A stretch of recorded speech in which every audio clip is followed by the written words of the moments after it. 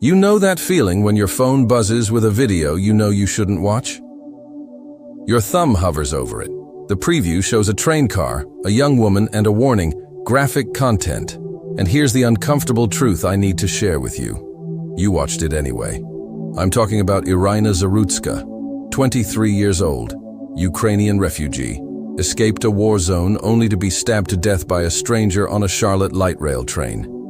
Decarlos Brown Jr. killed her in an unprovoked attack, and it was all captured on surveillance video. But that's not the story I'm here to tell you. The story I need to tell you is about what happened after, how her death became content, how her final moments became viral, how her tragedy became your entertainment. The shocking video dominated weekend conversation on Trump-friendly social media. But it didn't stop there. It spread everywhere. People shared it with warnings about how disturbing it was, as if that warning was supposed to make sharing it somehow noble, as if prefacing tragedy with concern makes consuming it compassionate. I've been watching us for months now, watching how we consume tragedy like it's our daily bread. And I'm not talking about some distant academic observation. I'm talking about me clicking on that video too. I'm talking about the sick feeling in my stomach as I watched a real human being, as life end followed immediately by the compulsion to read the comments, to see the reactions, to consume the analysis of someone else's final moments. We tell ourselves we're staying informed, that we care, that we need to know what's happening in the world. But let's be brutally honest about what's really happening here. Iryna didn't die to inform you. She died, and then we turned her death into content. There's a difference that's eating us alive from the inside. Think about how you engaged with her story. Did you watch the video? How many articles did you read about it? How many comment threads did you scroll through? How many analysis videos did you consume trying to understand what happened? Now ask yourself this. When was the last time you spent that same amount of time actually helping someone in your real life who was suffering? The algorithm knew exactly what it was doing when it put that video in front of you. It knew you couldn't scroll past. It knew that a young woman's death, captured in horrific detail, would generate engagement, views, comments, shares. The platform didn't see Iryna's death as a tragedy. It saw it as content that would keep you hooked. The case turned into a flashpoint as the Trump administration vows to crack down on crime. Notice how quickly her death became political ammunition, how swiftly her tragedy became a talking point, how efficiently her murder was transformed into content for ideological consumption. Every platform has figured this out. They know that tragedy sells, not because we're monsters, but because we're human. And humans are wired to pay attention to danger, to suffering, to the dramatic collapse of order. But now it's just keeping us hooked while someone's daughter becomes a data point in engagement metrics. I'm not here to shame you. I'm here because I'm tired of pretending this isn't destroying something essential in us. I'm tired of watching us become consumers of human suffering while convincing ourselves we're compassionate observers. You want to know why I keep making these videos? Because someone has to say what we're all thinking but too afraid to admit. Someone has to point out that we watched Iryna Zarutska die, and then we made her death about us, about our feelings, about our politics, about our content consumption. If that matters to you, if you want to understand how deep this rabbit hole goes, then hit that subscribe button. Not because I need your validation, but because I need your courage. The courage to keep facing these uncomfortable truths together. Because what I'm about to show you next isn't just about media coverage. It's about how we've turned empathy into performance art. And Iryna's story is just the beginning. There's a term in sociology called compassion fatigue, but that's not what happened with Iryna Zarutska's murder. What we witnessed was something much more sinister. It was compassion theater. Many questioned why the horrific murder hadn't received wider coverage from mainstream outlets. But here's what nobody wants to admit. It did receive coverage. Massive coverage.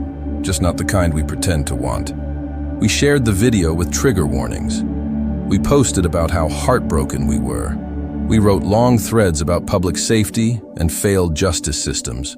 We performed caring beautifully, but performing caring and actually caring are not the same thing.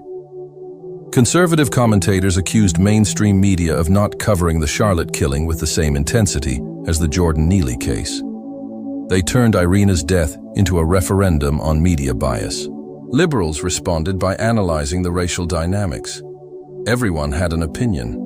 Everyone had an angle. Everyone made her death about their existing beliefs. But here's where it gets really dark. The algorithm doesn't just show us tragedy. It learns from how we engage with tragedy. It measured how long you paused on that video of Iryna's final moments. It tracked whether you shared the story. It monitored whether you clicked on the follow-up articles about the suspect's criminal history, and then it gave you more. The platforms use deep learning models that analyze every microsecond of your engagement. Your inability to look away from someone's death becomes their competitive advantage. Your morbid curiosity becomes their user retention strategy. President Trump demanded the suspect be awarded the death penalty in a social media post.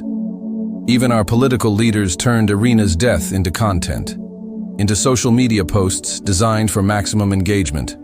Her murder became a campaign talking point before her body was even buried. I watched this happen in real time. Within hours of the video's release, the content machine was churning. Analysis videos, reaction videos, political commentary, true crime breakdowns. Each one further removed from Iryna as a human being, but each one harvesting attention from her final moments. We've created an ecosystem where tragedy must be productive. It must generate content. It must create conversations. It must trend. The idea that some suffering might just need to exist in silence, be mourned privately, be respected without being consumed, that's not compatible with the attention economy. News outlets posted the graphic video with warnings to proceed with caution, as if warning someone about disturbing content while still distributing it makes the distribution ethical, as if saying, "This is horrible," while showing it anyway, transforms voyeurism into journalism. And we're all complicit. Every single one of us who watched, who shared, who engaged. We kept feeding the machine that turned Iryna Zarutska's death into Iryna Zarutska content. You know what's really twisted? We convinced ourselves this was justice, that watching her die was somehow honoring her memory, that spreading awareness of her murder was activism, that our outrage was productive. But our outrage wasn't about Iryna. It was about us, about how the story made us feel, about what her death said about our society, our politics, our safety. We made her death about us.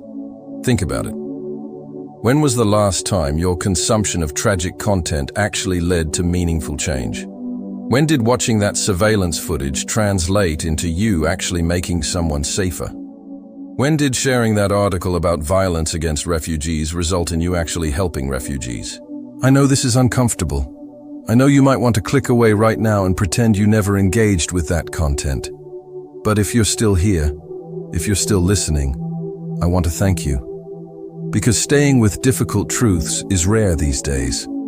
Drop a comment and tell me, how did you engage with Iryna's story? Did you watch the video? What did you do afterward? I'm genuinely curious if our engagement led to anything beyond more engagement. Here's the part that's going to hurt. The part where we stop talking about the media and the algorithm and start talking about us. You remember how you felt when you first saw that video of Iryna Zarutska's murder? That mixture of horror and fascination? That compulsive need to keep reading about it even though each new detail made you feel worse?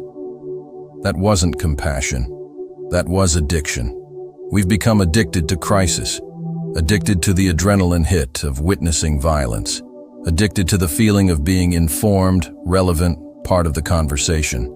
And like any addiction, we need bigger doses to get the same high. The most disturbing part isn't that someone recorded Iryna's death. Security cameras exist for safety. The most disturbing part is what we did with that recording. We turned her final moments into the most shared, most watched, most discussed piece of content that week. The video dominated weekend conversation across social media platforms. Think about that phrase, dominated conversation. A young woman's death dominated our conversations. Her murder was the weekend's entertainment. I've been tracking this in my own behavior. After consuming tragedy content, I feel simultaneously exhausted and wired, emotionally drained but cognitively stimulated. It's the same feeling people describe after binge-watching a particularly intense series. Except Iryna's death wasn't a series. It was real. But here's where it gets really psychological. We've started to need tragedy to feel normal. Think about the periods when your social media feed is relatively quiet. Do they feel boring, empty, like nothing's happening? We've become so accustomed to a baseline level of crisis that peace feels like absence. This is why every platform prioritizes the extreme, the shocking, the violent. The video's release caused national outrage, with officials launching investigations. But the outrage wasn't just about the crime. It was content. It was engagement. It was the raw material for 1,000 think pieces and reaction videos. And the entertainment industry has noticed. Have you seen how quickly true crime podcasts picked up Iryna's story? How many YouTubers made analysis videos about her murder? How many TikToks used her death as a jumping-off point for discussions about public safety? We're not learning from these tragedies. We're not growing more empathetic. We're developing a tolerance. Each tragedy has to be more shocking, more violent, more unexpected to capture our attention. Iryna's death was trending because it had all the elements: surveillance footage, a vulnerable victim, racial dynamics, political implications. I'm not innocent in this. I'm making content about her death right now. I'm asking for your attention on a subject that might make you uncomfortable. But there's a crucial difference. I'm asking you to examine your relationship with this content, not just consume more of it. Security video shows her being abruptly stabbed without any provocation. That clinical description doesn't capture the reality. The reality is that we watched a human being die, and then we made it about everything except her humanity. The real tragedy isn't just what happened to Iryna on that train. It's what happened to us as we consumed her death. Each time we engaged with that video as content, we became a little less human, a little more numb, a little more willing to see suffering as entertainment rather than as a call to action. We've created a world where the highest form of caring is clicking, where the deepest empathy is sharing, where the most meaningful response to someone's murder is engagement metrics. But what if I told you there's another way? What if I told you that the most radical thing you could do when the next tragedy goes viral is nothing? What if the most compassionate response isn't consumption but restraint? What if real empathy means turning away from the screen and turning toward the real world that needs our actual attention? So here we are. You've made it this far. You've sat through me telling you that your engagement with Iryna Zarutska's death might have been entertainment disguised as empathy, that your sharing might have been performance, that your consumption might have been complicity. The question is, what are you going to do with this information? Because here's the thing I haven't told you yet. The thing that might be the most uncomfortable truth of all. You have more power in this system than you think you do. Every time you scroll past tragedy content without engaging, you're voting. Every time you choose to help someone in your immediate vicinity, instead of consuming stories about distant violence, you're casting a ballot. Every time you resist the urge to watch that disturbing video, you're making a choice about what kind of world you want to live in. Iryna Zarutska came to America to escape war. She fled her homeland to find safety. She worked at a pizza place. She was learning English. She was building a life. And when that life was brutally cut short, we turned her death into content. We made her final moments into our weekend conversation topic. The algorithm isn't some external force imposing itself on innocent victims. It's a mirror. It's showing us exactly who we are, exactly what we choose to pay attention to, exactly what we value when we think no one is looking. And right now, it's reflecting something back to us that most of us don't want to see. We've become more interested in witnessing tragedy than preventing it. But mirrors can be changed. Not by looking away, but by changing what we're doing in front of them. I want you to try something for the next week, just 1 week. Every time you feel the urge to engage with tragic content, to watch that disturbing video, to share that horrible story, to consume someone else's pain, I want you to pause. And in that pause, I want you to ask yourself, what am I hoping to get from this? And is there someone in my actual life who could use this attention instead? Then I want you to close your phone and give that attention to someone real, someone you can actually help, someone whose safety you can actually improve, someone who's standing right in front of you but might have been invisible because they weren't trending. This isn't about becoming ignorant. This isn't about sticking your head in the sand. This is about recognizing that your attention is the most valuable resource you have, and you've been giving it away to a system that profits from turning human death into human entertainment. Iryna was described by co-workers as not only an incredible employee, but a true friend. She was a real person with real relationships. She had friends who loved her, co-workers who valued her, a family that mourned her. But most of us who consumed her death as content never knew any of that about her until after she was gone. Here's what I know about you if you've watched this far. You're not content with comfortable lies.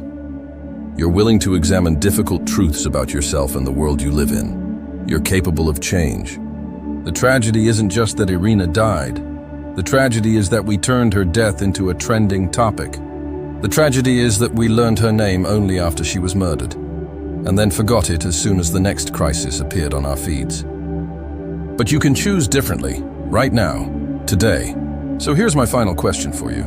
What real person in your actual life needs your attention more than the next viral tragedy needs your engagement?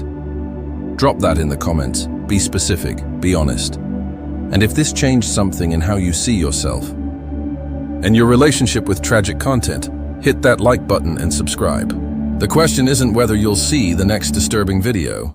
The question is, will you watch, or will you finally choose the real world over the screen?